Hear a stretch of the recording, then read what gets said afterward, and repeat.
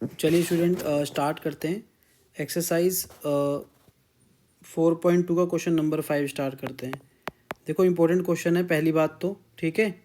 उसके बाद स्टार्ट करते हैं। देखो कैसे करेंगे। सबसे पहले क्या कह रहा है, क्वेश्चन पढ़ लेते हैं पहले एक बार, ठीक है। उसके बाद स्टार्ट करते हैं। क्वेश्चन में क्या कह रहा है कि altitude of right triangle is 7 centimetre less than it's base, ठीक है। और हाइपोटेन्यूज दे रखा है आपको 13 सेंटीमीटर। तो आपको दो साइड्स निकालनी है। क्या निकालनी है? दो साइड्स निकालनी है, ठीक है। समझ में आया कि नहीं? ठीक है। तो हमें क्या दे रखा है, देखो सबसे पहले क्या काम करते हैं। सबसे पहले ना राइट एंगल ट्रायंगल बना लेते हैं, एक राइट एंगल ट्रायंगल बना लेते हैं, ठीक है। राइट एंगल ट्रायंगल बना लेते हैं एक बढ़िया सा, ठीक है। ये राइट एंगल ट्रायंगल बना लेते हैं इस तरीके से। राइट एंगल ट्रायंगल बना लिया मैंने, ये बना लिया, ठीक है। इसके बाद हम लोग क्या करेंगे, इसका नामकरण कर देते हैं। नाम लिख दो उसका, इसका पी लिख दो, ठीक से लिख दो पी, इसका क्यू और इसका आर लिख दिया। ये कितना आ गया आपका 13 सेंटीमीटर, ठीक है। उसके बाद देखो यहाँ पे क्या लिखा हुआ है, यहाँ पे लिखा हुआ है कि हाइपोटेन्यूज तो दे दिया आपको। यहाँ पर एक बात लिखी हुई है। क्या बात लिखी हुई है कि जो आपका राइट एंगल ट्रायंगल है, राइट एंगल ट्रायंगल की जो एल्टीट्यूड है, जो एल्टीट्यूड है, एल्टीट्यूड जो है वो क्या है, is 7 centimetre, 7 centimetre less than है। 7 सेंटीमीटर क्या है, लेस देन है, less than it's base, base से 7 सेंटीमीटर कम है, ठीक है। तो बेस क्या है, बेस कितना है, देखो बेस बाद में लिखा है ना, बेस बाद में लिखा है और एल्टीट्यूड पहले लिखा है। तो ये कंपैरिजन हो रहा है बिटवीन एल्टीट्यूड एंड बेस के बीच में कंपैरिजन हो रहा है ना। तो जब भी ऐसे क्वेश्चन लाइफ में आते हैं कभी भी जिसमें कंपैरिजन होता है, तो हमेशा याद रखना बाद वाले को पहले मान लेना। तो इसलिए मैं बेस को यहाँ पहले मानूंगा और एल्टीट्यूड को मैं यहाँ बाद में मानूंगा, ठीक है। समझ में आया? ठीक है, चलो स्टार्ट करते हैं। देखो तो यहाँ पे क्या करेंगे, सबसे पहले मैं यहाँ पे कर लेता हूँ सोल्यूशन नंबर 5 कर देता हूँ, ठीक है। तो यहाँ पे लेंथ मान लूँगा, let the length of base, base B X, X को मान लूँगा। और हाइट क्या हो जाएगी आपके पास, जो हाइट है वो क्या हो जाएगी आपके पास x-7, x-7।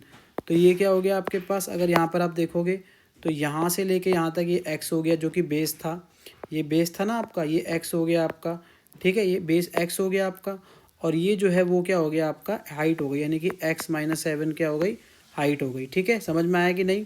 ठीक है। अब इसके बाद हम लोग आगे की तरफ चलते हैं, ठीक है। कैसे करेंगे, आइए हम लोग चलते हैं आगे की तरफ। देखो सबसे पहले हम लोग यहाँ पे पाइथागोरस थ्योरम अप्लाई कर देंगे। पाइथागोरस थ्योरम अप्लाई कर सकते हैं हम लोग, बिकॉज ये 90 डिग्री का एंगल बना रहा है ना, 90 डिग्री राइट एंगल ट्राइंगल है।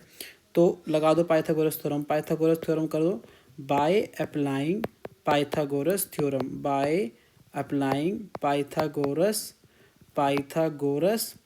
थ्योरम, ठीक है। तो पाइथागोरस थ्योरम अप्लाई करें तो क्या होता है, एच का स्क्वायर इक्वल टू पी का स्क्वायर प्लस बी का स्क्वायर, यही होता है ना। तो चलो ये फटाफट लगा दो फॉर्मूला। एच का कितना हो गया आपका, एच कितना हो गया आपके पास पी आर का स्क्वायर, है ना, ये पी आर का स्क्वायर हो गया। ये कितना आ गया आपके पास पी क्यू का स्क्वायर, ये कितना आ गया आपके पास क्यू आर का स्क्वायर, ठीक है। समझ में आया? पी आर कितना है 13 का स्क्वायर, है ना।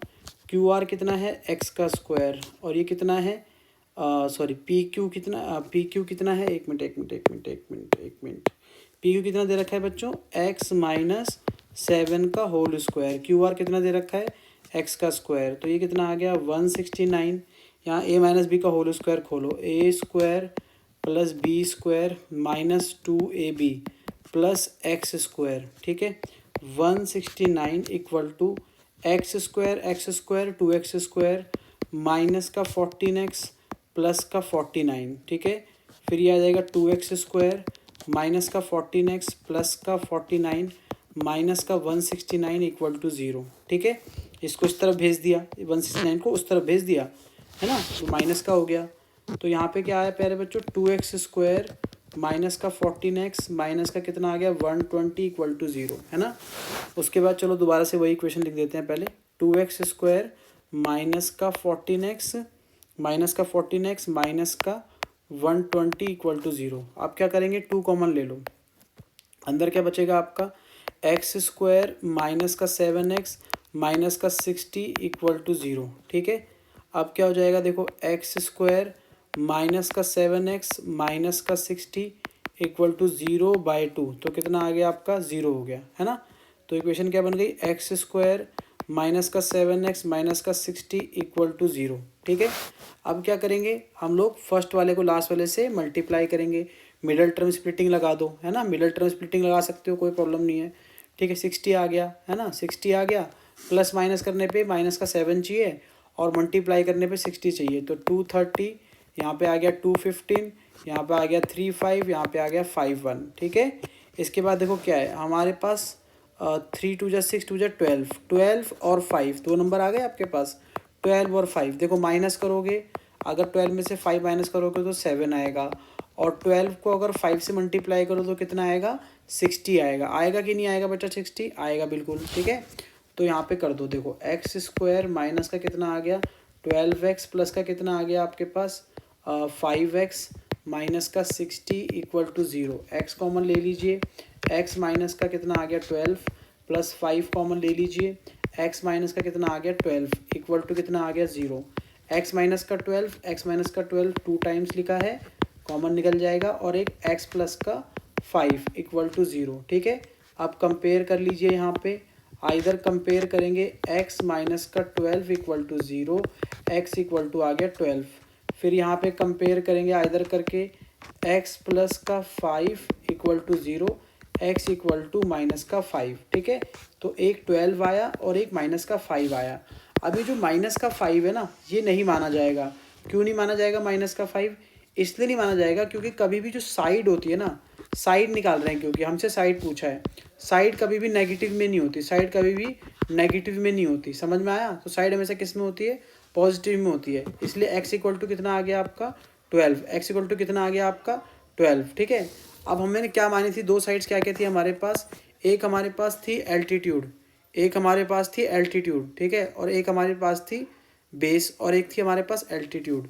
तो हमने जो एल्टीट्यूड को क्या माना था स्टूडेंट्स, एल्टीट्यूड्स को हमने माना था, सॉरी एल्टीट्यूड को क्या माना था x माइनस 7, और x की वैल्यू कितनी निकली है 12 माइनस 7, तो कितना आ गया 5 सेंटीमीटर। और बेस कितना आ गया आपके पास, बेस को तो हमने x माना ही था, तो x कितना आ गया आपके पास, x हो गया आपके पास 12 सेंटीमीटर।